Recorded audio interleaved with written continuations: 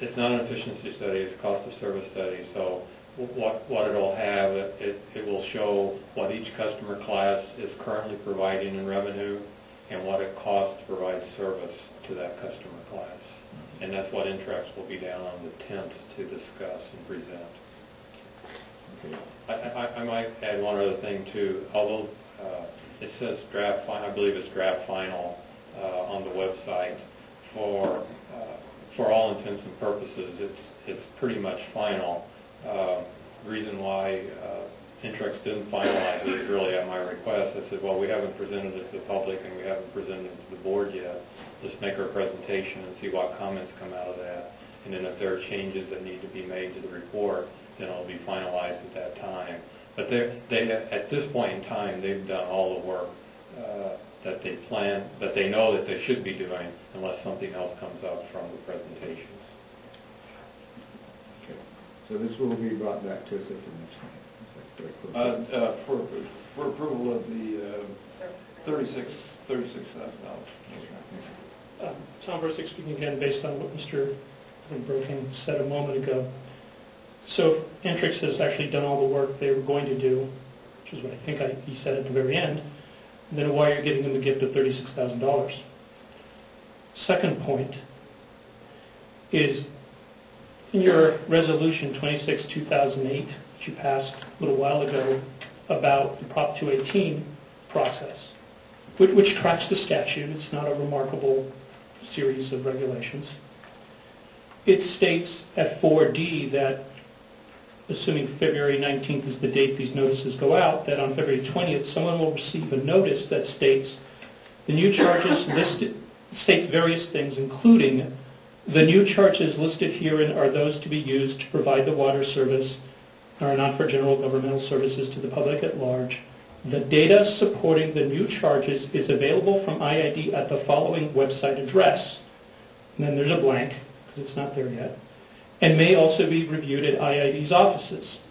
So, on February 19th, you must have available everything that will support those new rates. You create something on February 21st, doesn't count. You approve something on February 21st, doesn't count. You have your process backwards. Thank you.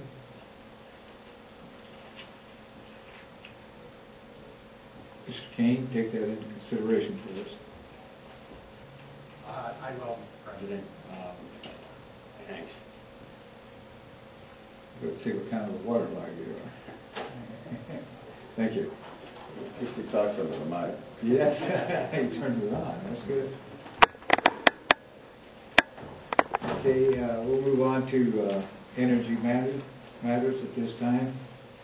Yes, Mr. President, since... Oh, excuse me. There you are. I didn't see you here. Mr. Jan stepped out, so I'll just go ahead and get his place. Just one real quick. The rodeo committee, ID rodeo committee, wanted to express their thanks and appreciation for the support that both the GM's office and the board of directors gave them in establishing or having the rodeo here in the cattle call arena last Saturday. Director Mendoza was able to join us. It was rained a little bit in the morning, but cleared up, ended up being a beautiful day. We had 15 teams. We had teams from Arizona, APS, teams out of San Diego Gas and Electric, Southern California Edison, LAWP. We had 2 teams from CFE from south of the border.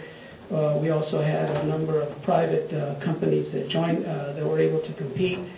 This is the first one I've ever attended, and if none of you have ever attended one, they're extremely interesting.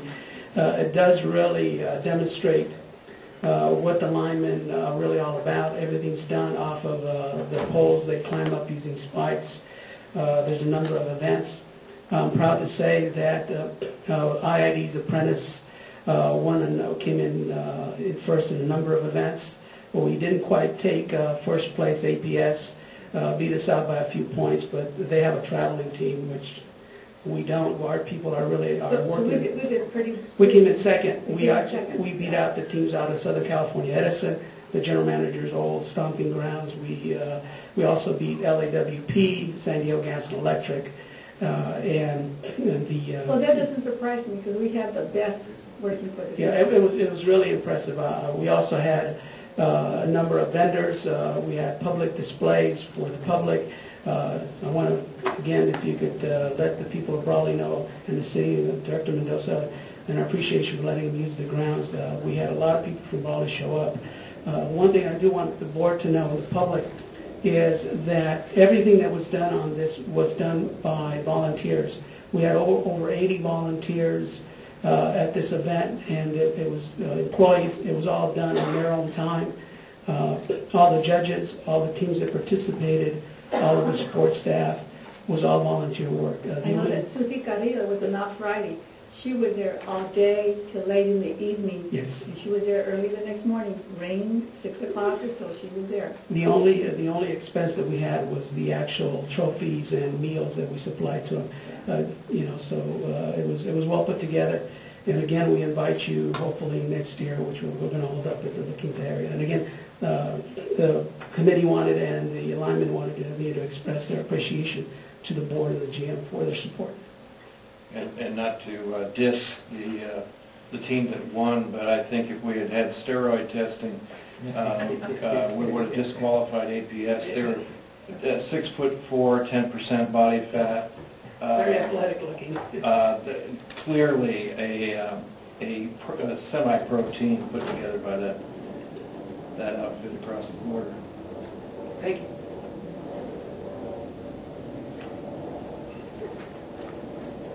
Okay, item 8, major work authorization, covering work at the Monroe substation. Pardon me, go ahead, Mr. Miller. You know, I know we were talking about water, strategic plan on the water side. I'm not sure, last Saturday I read in the paper that LADWP was able to obtain 100 megawatts from south of the border, and a small investment will be tagged green, my understanding. And I'm not sure, these opportunities keep knocking, how come we're not, we just don't hear the door. And so what I would like on a strategic plan on the energy is a whole board be involved, instead of just I as an advisor. Two can go at different times, or we can hold it here in a public session. But I think what was south of the border was an opportunity that was very consistent of a resolution passed in 2004.